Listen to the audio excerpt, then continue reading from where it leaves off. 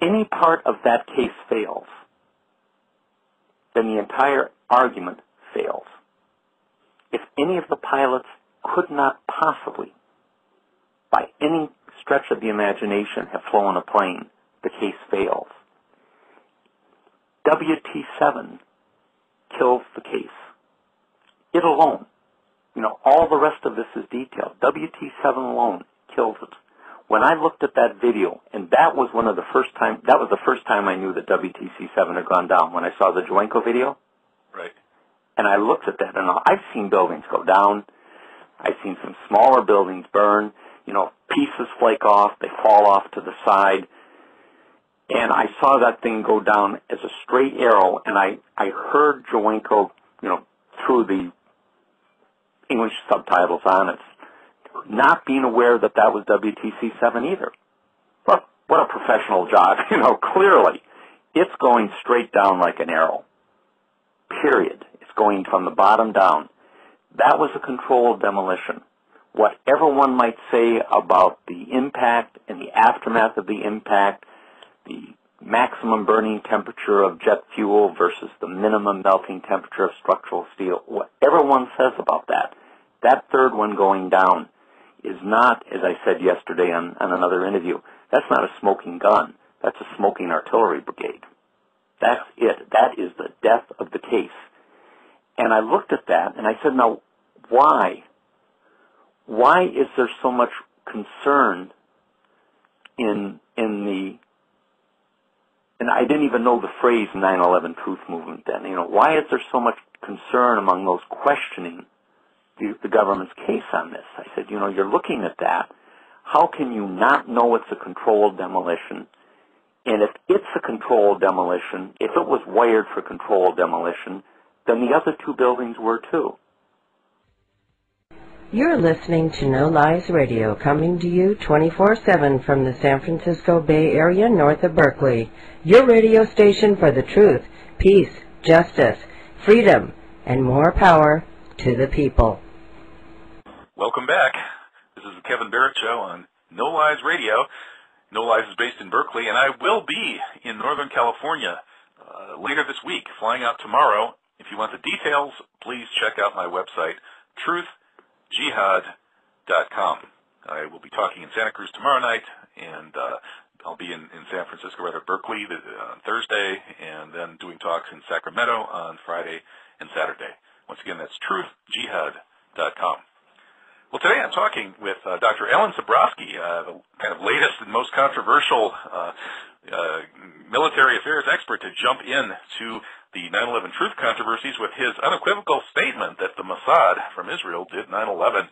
All kinds of flack flying around in the truth movement because of that. By the way, I need to correct his title. He was the Director of Studies of the Strategic Studies Institute at the U.S. Army War College. I left a couple of those studies out the first time.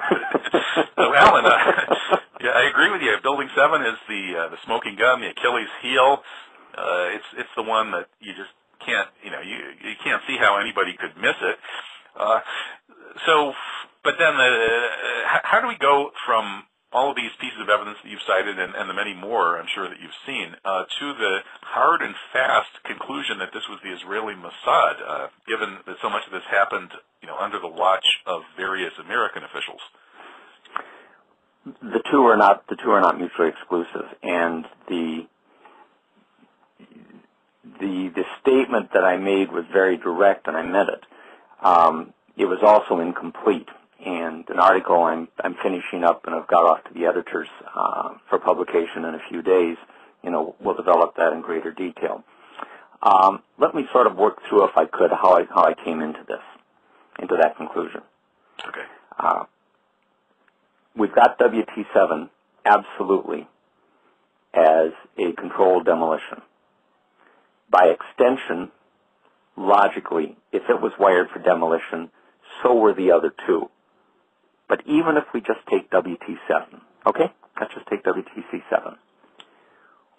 What is absolutely clear is that even if giving the government the benefit of the doubt, which is something I don't do as April 15th approaches, but giving the government the benefit of the doubt on this, even if there were 19 Arab hijackers of some name in those 4 planes. Neither they nor the remaining al-Qaeda apparatus on the ground had the expertise or access to wire a single building for controlled demolition. They could not have done it.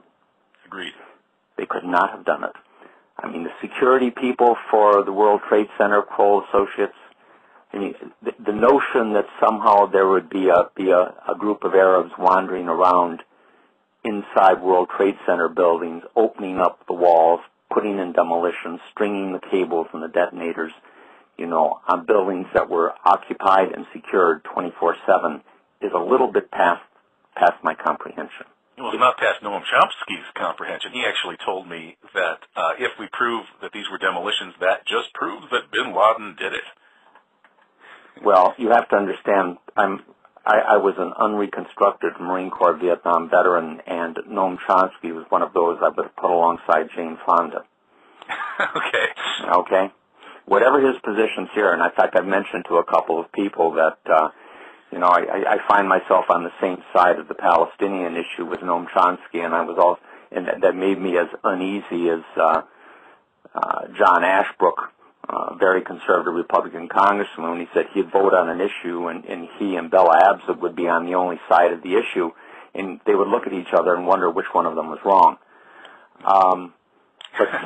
But in this case, you're right, and Chomsky's wrong about 9/11. I think I would be on this one on it, and it's not just that.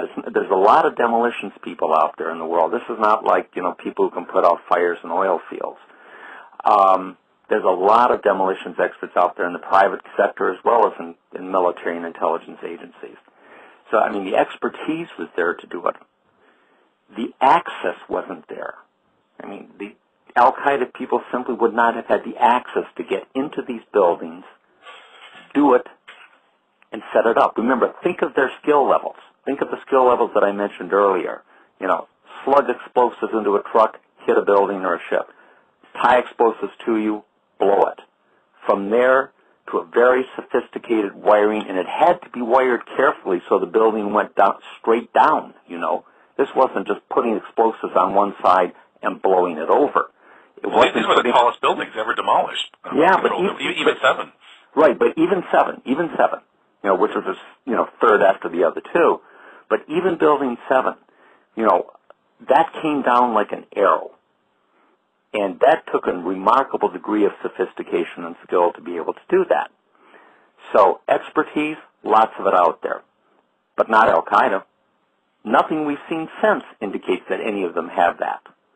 Not what they've done, not their subsequent attacks, not these IEDs supposedly popped alongside roads. Nothing. Not even the underwear bomber? Oh, let me tell you. They just had something on the news this morning about a new concern about terrorists using breast implants with explosives, and God knows what they're going to do with that. If you had a Dolly Parton out there, you could probably take down another World Trade Center building. It's really pretty pathetic to go from blowing up 3 giant skyscrapers and hitting the Pentagon somehow to blowing up little pieces of people's sensitive bodily parts. Oh, but it does a wonderful job, particularly over the holidays. Think about that. Of keeping the threat up. Orwell's 1984 comes to life. It keeps people's apprehension up, justifies more concerns, all the anxieties go up, people get unhappy. It's a wonderful time to do it, and there's no loss. Indeed. Except for the person who's doing it. Okay, so we've got the access.